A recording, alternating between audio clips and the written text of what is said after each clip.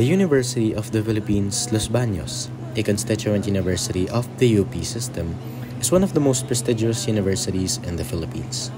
But aside from being one of the nation's mavericks in education, UPLB is also the largest university in terms of size, with a territory of 15,000 hectares including the College of Forestry and Natural Resources.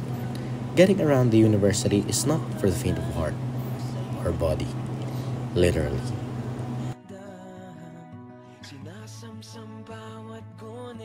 And ayan, we can see on the fitness app na before I entered UPLB, this was my fitness app. I was barely moving.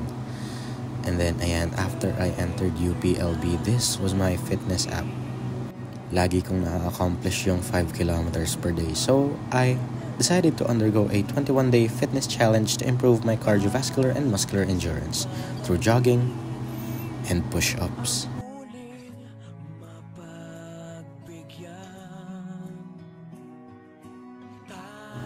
For day 1, what I had to do was employ a strategy on how to measure these physical fitness standards. Since I was going to improve both cardiovascular endurance and muscular endurance, I decided to do 2 tests. For my cardiovascular endurance, I will be measuring my performance by timing how fast I can complete a 5-kilometer run.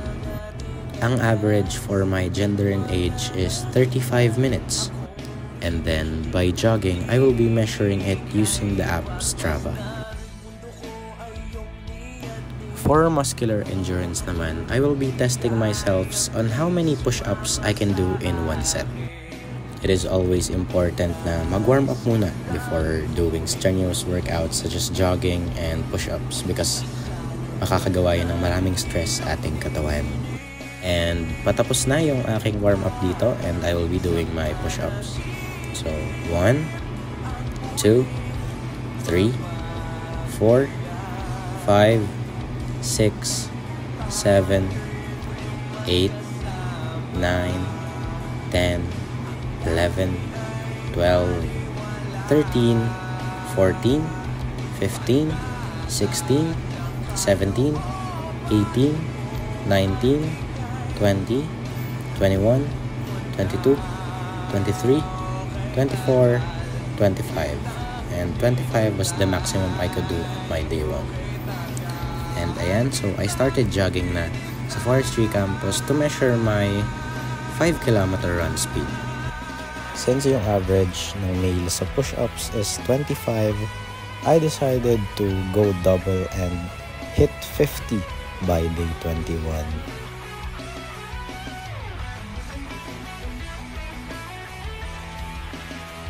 Ayan, and after jogging, I realized that I can run a 5-kilometer with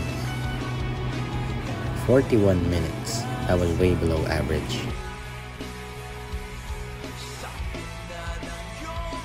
For day 2, ang ginawa ko lang is nagpahinga. Ayan, so nag-aral ako, natulog.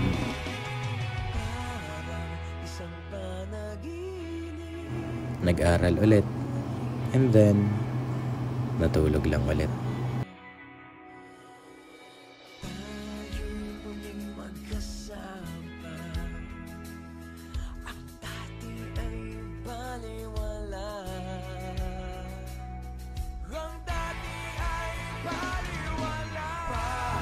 And one of the best ways to improve your cardiovascular endurance is to jog.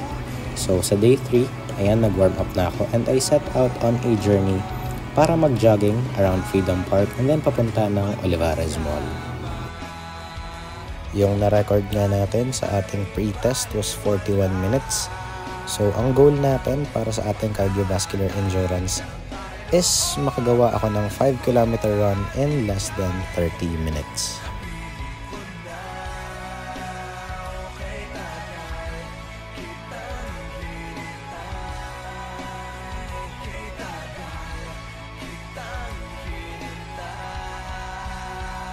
Ayan, it is very important na ma-stretch lahat ng part ng katawan natin para pag magja-jogging kasi mahirap na, baka mamaya atayin tayo or baka atakihin yung hamstrings natin and hindi natin ma-achieve yung goal natin sa pagja-jogging.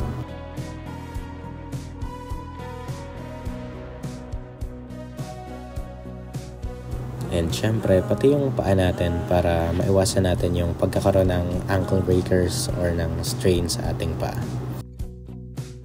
At baka sakaling namamalikmata lang, ba't nababahala? Di ba't ako'y mag-isa? Kala ko'y payapa, boses mo'y tumatawag pa. Tinaon naman na ang lahat, tinapan naman na kinsukat, ngunit ba't ba ang dito pa rin? Hirap na kong intindihin. Tanging panalangin, lubayan na sana. Dahil sa And ang ginagawa ko naman dito is dead push-ups para ma-improve ko yung aking muscular endurance. So hindi ako nagbibilang ng push-ups dito. I was just stretching my muscles and seeing how far I can hold these stances habang nagpo-push up. ako'y dahan-dahan. Ayan, sa part na to, pagod na talaga ako and I feel like giving up, man. This was so stressful. And syempre, nag-try din ako ng knee push-ups para ma-build up ko yung upper body strength ko and eventually, yung aking muscular endurance.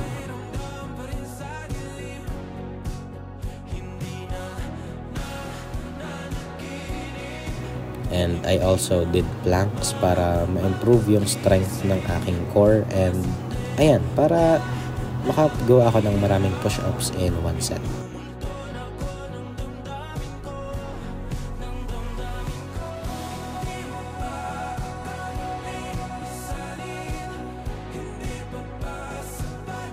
So ayan, after doing my push-ups ay lumabas na nga ako and nag-jogging na ako.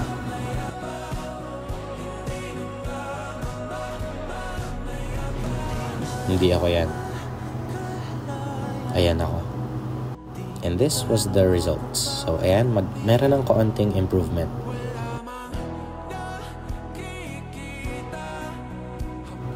For day 4, I did nothing special. Kumuha lang kami ng ID sa OUR ng mga friends ko and then we attended classes.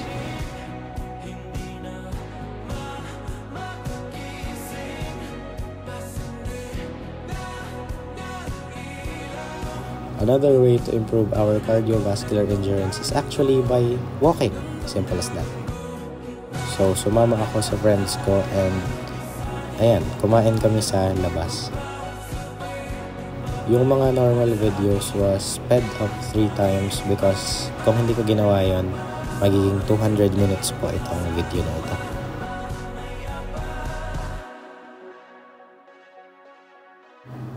Another way to improve our strength and endurance is by eating protein and carbohydrates. So ayan, kumain ako ng madami.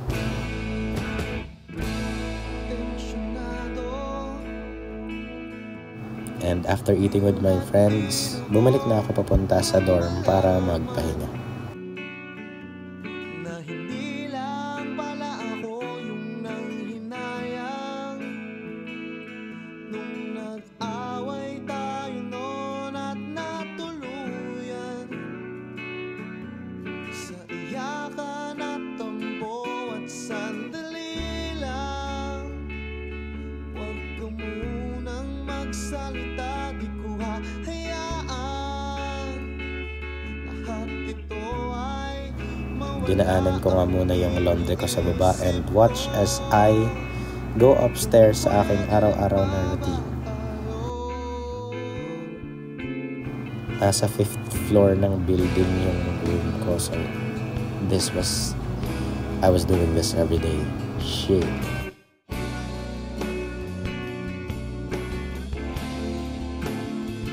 at miserable, paulit-ulit lang ang nangyayari. Then after magpahinga ay pumunta na nga ako sa aking physics class. Tayo parang bote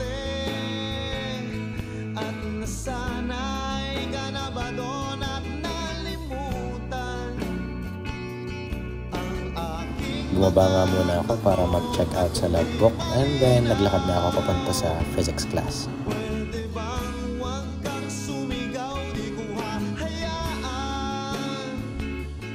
Lahat nito ay maligaw, nagtatanong sa'yo kung pwede pa ba tayo.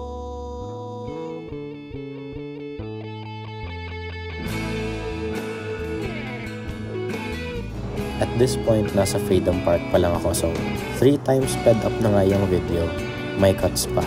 And kita-kita talaga kung gaano kahaba and gaano katagal yung nilalakad ng isang UPLB student papunta mula sa kanyang dorm, papunta sa isang class, and papunta sa isang class pa. Grabe, ang layo talaga. At sandali lang, huwag ka munang magsalita, di ko hahayaan. Ayan, so natapos na nga yung aming physics class and lumabas na kami ng classroom. Wala at sandali lang, huwag ka munang magsalita, ba't ko hahayaan? Pati ikaw ay mawala, nagtatanong sa'yo kung pwede pa ba tayo. And together with some of my classmates ay pupunta kami ng SEAT Library para magpa-validate ng ID na nakuha ko kahapon. Umiiyak ka na naman dahil sa walang kwentang dahilan. Ano ba ang nangyari sa ating dalawa? Lagi na lang tayong di nagtutugma. So this is Apollo, Arden, and Mr. Labu-Labu from my physics class. Masyado na kasing magulo, mahal pa rin naman kita. Pero parang ang labo na talaga, baka kailangan na muna natin ang oras para pag-isipan ang lahat ng to. Kung tayo talaga tatanang magsabi sa atin, kung bitaw ba o kapit ba, kung para sa'kin ka. And dito ay nasa SEAT Library na nga kami and nagpapa-validate na kami ng aming ID. That was all for day 5, so this was day 6. Ayan, naglakad na nga ako palabas ng dorm para pumunta sa aking engineering science class and nag-check out muna ako sa logbook.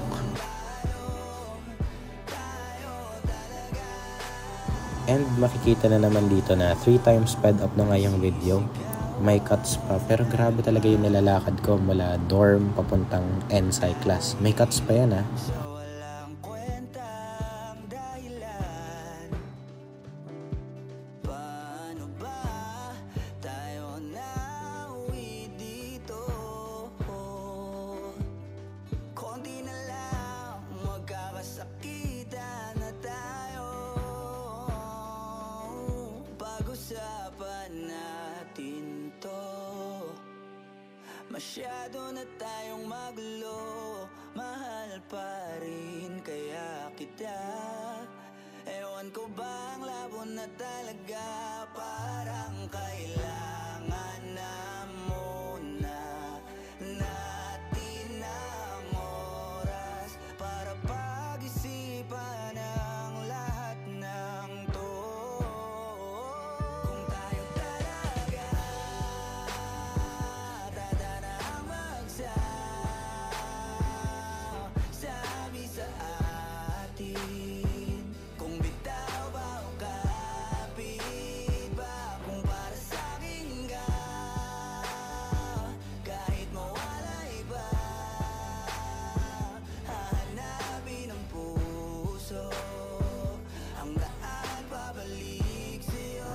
dito sa point na to, na full storage yung iPhone ko.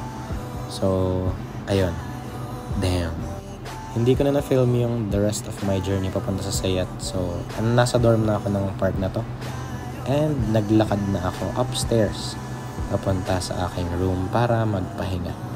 Dahil nga na full storage yung phone ko, kailangan kong gumawa ng solusyon. So, what I did, I decided on filming time lapses na lang kasi mas tipid sila sa storage. But, ayun nga, it comes with a cost. So, ayan, nagsimula na ako. So, time lapse ng aking study session habang nagpapahinga.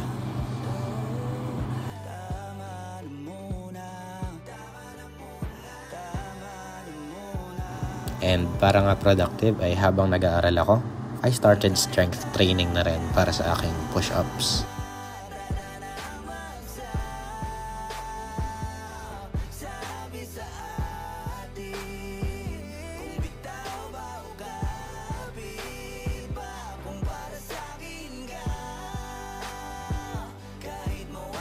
And after ng pahinga ay pumunta na nga ako sa aking math class.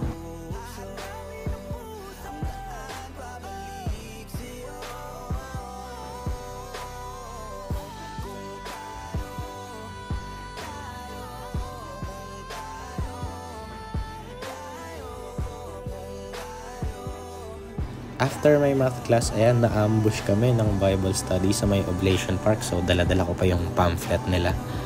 And since wala naman akong class nito, umuwi na ako ng dorm.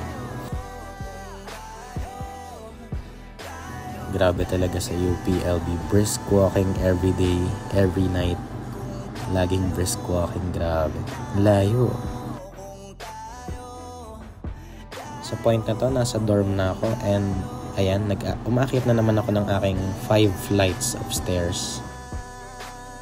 After magpahinga ng konti, nag-warm up na nga ako for another push-up and jogging session.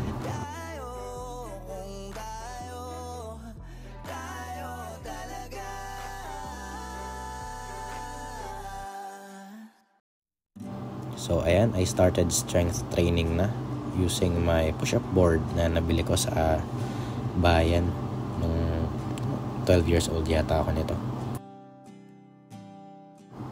I also used resistance bands para ma-strengthen yung aking arms para mas magtagal sila when doing push-ups.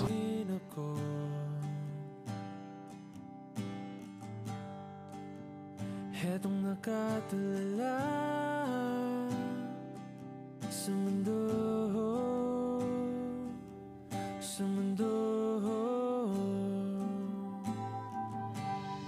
After strength training ay nag-jogging na nga ako. So, ito lang yung na-film ko sa aking jogging session. And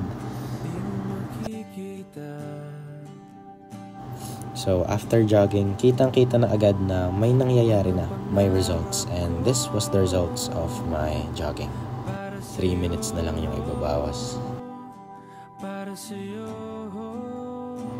For day 7, nagpahinga lang ako. So, ayan, nagbe-bedrot lang, nagdo-doom scrolling sa internet, and eventually nakatulog ako sa sobrang antok.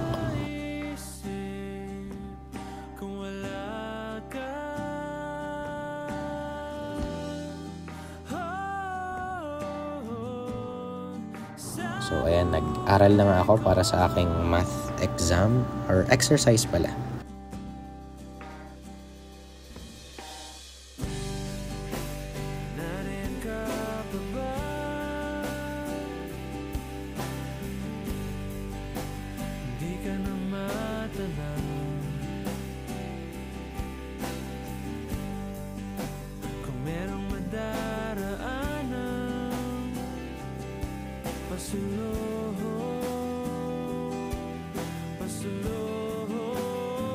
And after nga niyan, ay naglakad na ako papunta sa aking physics and my last class. Since Friday ngayon, and that was my last class, ayan, pagbalik ko ng dorm, dala ko na lahat ng gamit ko, and nag-prepare na ako para umuwi papuntang San Jose, Batangas. Nag-check out na nga ako sa dorm and nasa SM na ako sa part na to dahil hindi na ako nakapag-film sa may Los Baños areas. So ayan, sumakay ako ng bus and at this point nasa Lipa City na ako. That's all for day 7.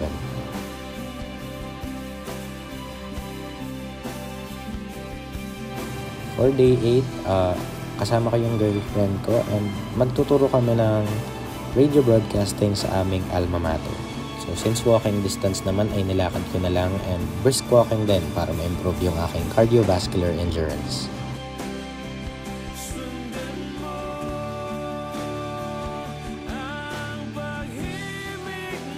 So ayan, inaantay ko yung girlfriend ko sa tapat ng Alpha Mart. And ayan, magkasama na kami and nagturo kami ng radio broadcasting sa mga bata. For day 9, nagpahinga lang ako sa bahay. Ayan. Then, I met my girlfriend para mag-brunch kami sa aming favorite na kainan, which is Casa de Esguera. So ayan, naglalakad ako.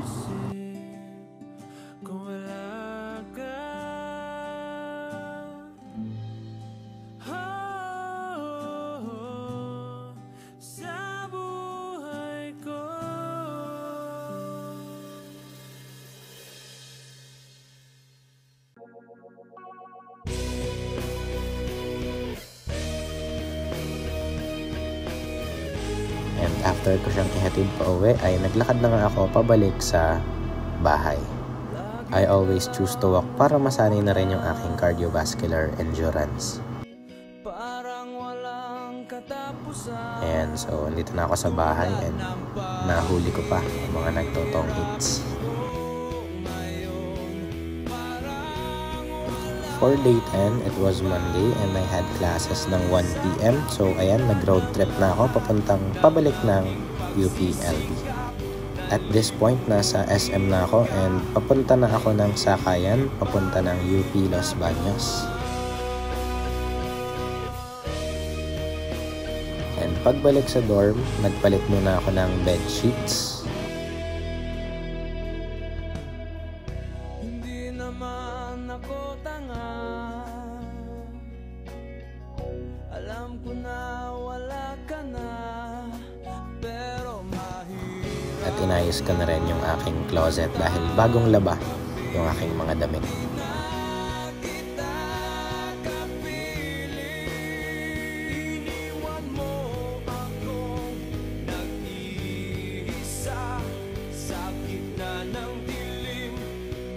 Basang-basa pa sa ulan. And then, ayan na nga, pumunta na ako sa aking 1 p.m. class sa Civil Engineering 10. Alam ko namang ngayon may kapiling ka ng iba.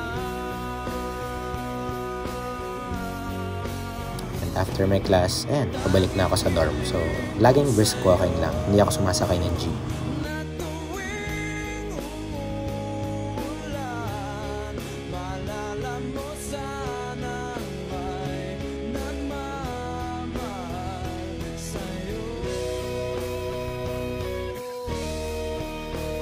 And that's all for day 10.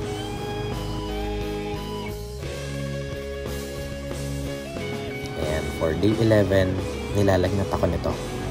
Pero syempre, tuloy-tuloy lang tayo sa class. Papunta na nga ako nito sa aking engineering science class, which was my least favorite subject kasi may drawing. But, you know, we still have to do it.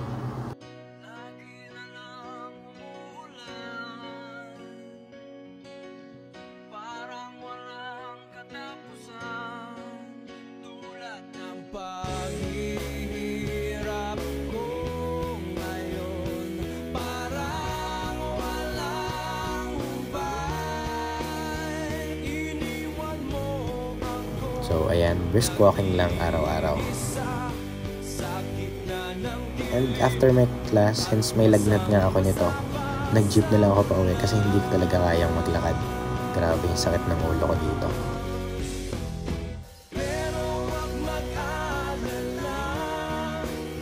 And pagbalik sa dorm ay nag-aral lang ako para sa aking Math 27 class. Sobrang sakit ng ulo ko dyan pero kailangan nating mag-aral.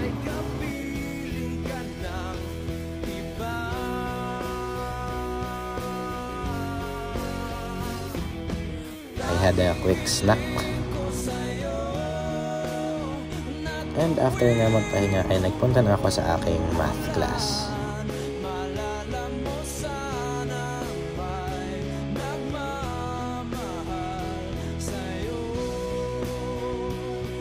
Grabe, time-lapse pa to pero ang tagal pa rin ng video kasi dami ko talagang nilalakad sa UPLB. Hindi ko na na-film yung rest but naglakad lang naman ako, so that was day 11.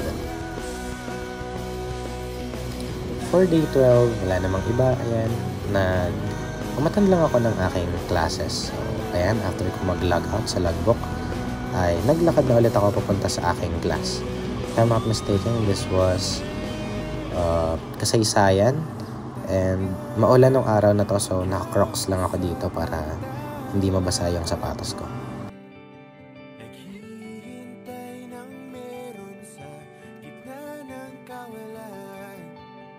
Hindi ko na masyadong na-film yung rest ng araw kasi nga sobrang sakit ng pakiramdam ko dyan. So ayan, after mawala ng classes, natulog na ako and nagpahinga.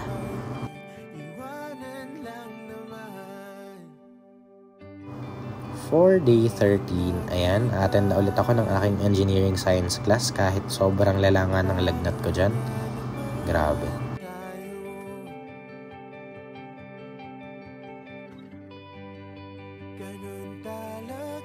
And ayan, this was me and papunta na ako sa aking NSci class. So kahit may lagnat ay brisk walking pa rin para mapanatili natin yung ating training ng cardiovascular endurance. Fighting lang.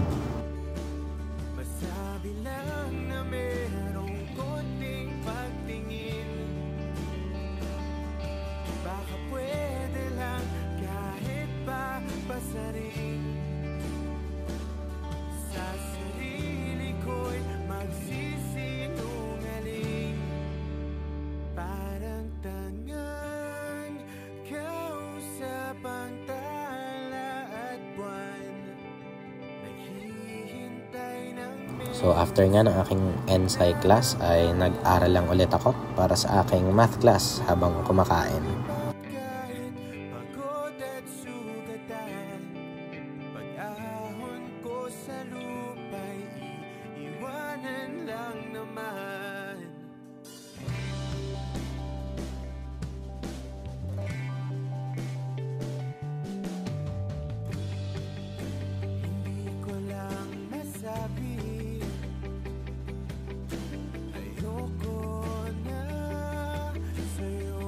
And after ko mag-aral para sa aking physics and math ay ayan, naglakad na ako papunta sa aking classes.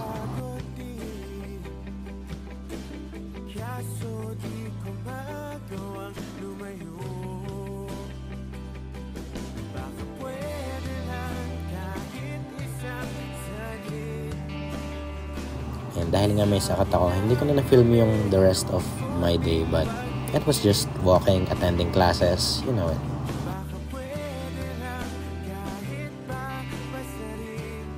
Siyempre, for day 14, kahit may sakit tayo, kahit nilalagnat tayo, kailangan nating ituloy-tuloy yung ating training. So, ayan, nag-warm up na ako ng aking katawan.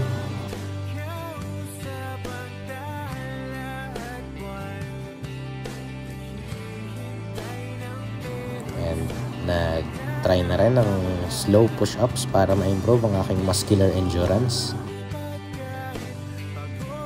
And after attending one class na hindi ko na na-film ay pauwi na nga ako ulit sa Batangas. Siguro gagaling na ako pag nakapagpahinga ako sa bahay. And hindi ko kaya mag-commute so nagpasundo na ako from Lipa sa aking tito. After nun ay nagpahinga na lang ako sa bahay. For day 15, nag-date lang ulit kami ng girlfriend ko which hindi ko na-film kasi nga sakit ng ulo ko. But na-film ko itong part na to na pumunta kami sa simbahan. So ayan, after ko siyang ihatid ay naglakad na ulit ako. Brisk walking pauwi sa aming bahay. Gabi na nga ng part na to, so ayan.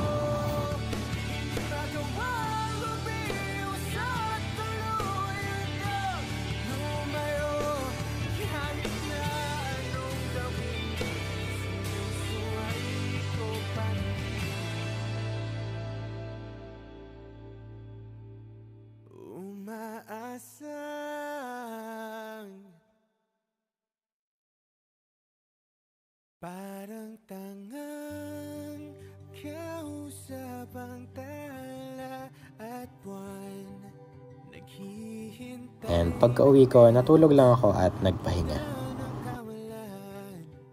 For day 16, since masama pa nga yung pakiramdam ko, natulog lang ako sa bahay, and nung mga patanghali na ay nakipag-meet up ako sa girlfriend ko para kumain.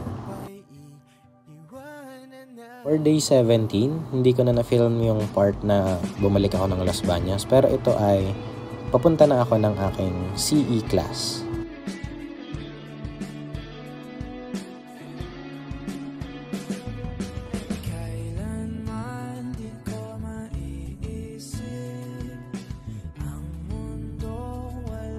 Then, ito naman ay pabalik na ako ng aking dorm. Kahit na kailan mamahalin kita, o kahit bilis ng takbo ng panahon, walang nananatili sa And pagkabalik ko nga ay natulog lang ako. That was it. umiyak na lang sa For day 18, nag-grocery lang ako ng kaunti since nauubos na nga yung supplies ko sa dorm. So, ayan, brisk walking papunta ng supermarket ng Las Bañas. na di mo na ako mahal. Paano mo nalaman na hindi magtatagal? Kasi paulit-ulit ko namang pinaparamdam sa'yo. So, ayan, ito nga yung mga pinamili ko. Konti lang naman. Saan at bakit di ko malang alam? Hindi ko malang kailan ko malalaman bakit mo ba pagkawalan ang And after that, siguro kumain ako and nagpahinga na lang sa aking dorm. For day 19, all I did all day, since walang ang pasok niyan, ay nag-prepare lang ako para sa aking physics exam na talagang kinakatakutan ng aking mga super classmates. Kay tagal ko rin na naghintay, nalulungkot bawat saglit. Ang dami ng kwentong nais kong sabihin, hindi ka na nakikinig, hindi ka na kinikilig. O kahit bilis ng takbo ng panahon, walang nananatili sa mga kahapon. Humingiti na lang sa mga litratong di ko na mababalikan. Naramdaman na di mo na ako mahal. Paano mo nalaman na hindi magtatagal? Nung paggabi nga ay nagutom na ako, so lumabas muna ako para bumili ng konting snacks and ng kape para makastay up pa ako ng kaunti pa. Ayan, brisk walking lang palagi kahit umaga, kahit gabi, always brisk walk. So ayan, nakabalik na nga ako nito sa dorm, and since inaantok na ako, suot ko na yung aking pillow and nag-review pa rin ako sa part na to.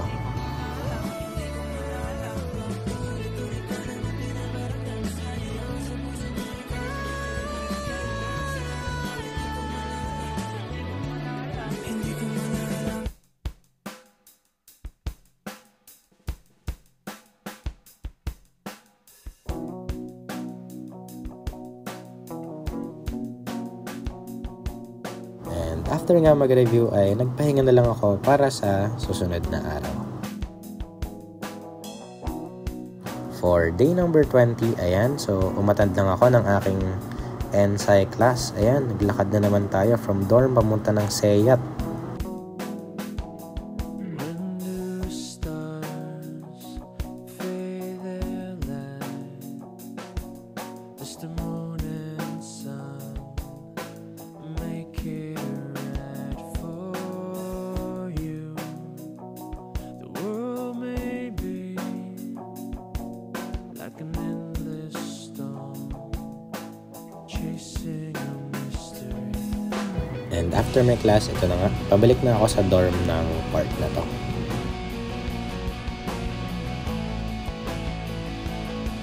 After nga niyan ay nag-warm up muna ako para makapag-run ng kaunti. Ang tagal ko nang hindi nakakatakbo dahil sa masama akong pakiramdam.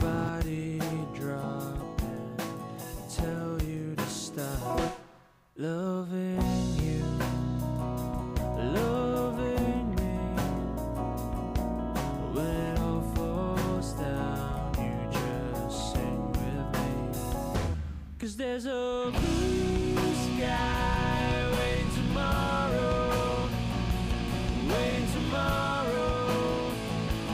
shining and shimmering. A blue sky waiting tomorrow, maybe it's all we need. Oh, don't you rush away that smile, just look out a window and see the light. So after ng konting jogging ay umattend na nga ako ng aking next class which is Math 27 if I'm not mistaken. Then Physics after that. So don't be sad, it's just the start of a new beginning in your life. A blue sky waiting tomorrow, shining and shimmering. And syempre, after a long day of attending classes, umuwi lang ako para magpahinga. For day 21, since wala ngang pasok, tinake advantage ko yon para ma-assess yung aking improvement after 21 days of training. So, ayan na nga. So, before I jog, nilinis ko muna yung aming dorm kasi kailangan ko mag-push up and medyo madami yung sahig.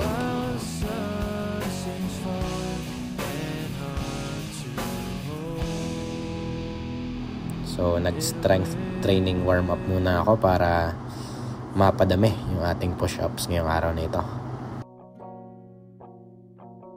There will always be a blue sky waiting tomorrow, full of hope. Yeah, full of hope. Yeah. So, ayan, i-check na nga natin yung ating push-up improvement. So, let's count. 1, 2, 3, 4, 5, 6, 7, 8, 9, 10, 11, 12, 13, 14, 15, 16, 17, 18, 19, 20, 21, 22, 23, 24, 25, 26, 27, 28, 29, 30, 31, 32, 33, 34, 35, 36, 37, 38, 39, 40, 41, 42, 43, 44, 45, 46, 47, 48, 49. Ayun, hindi ko na kinaya dyan sa part na yan. And syempre, magta-try din tayo ng knee push-up. So, naka-timelapse to, so hindi ko mabibilang sa video. But, binilang ko to while doing it and naka-70 ako. And that means na-achieve natin yung ating goal na ma-improve and mataasan yung average sa ating age and gender group para sa push-ups. And ayan, since wala akong clips, ay ginamit ko lang ulit itong clip na ito. So, ayan. And let's see kung may improvement ba sa ating 21-day fitness challenge when it comes to cardiovascular endurance. Ayan, yes, na-hit natin yung ating goal na less than 30 minutes. So, thank you for watching and thank you sa pagsubaybay sa aking 21-day fitness challenge. I can say that this was a success. Thank you and to God be the glory.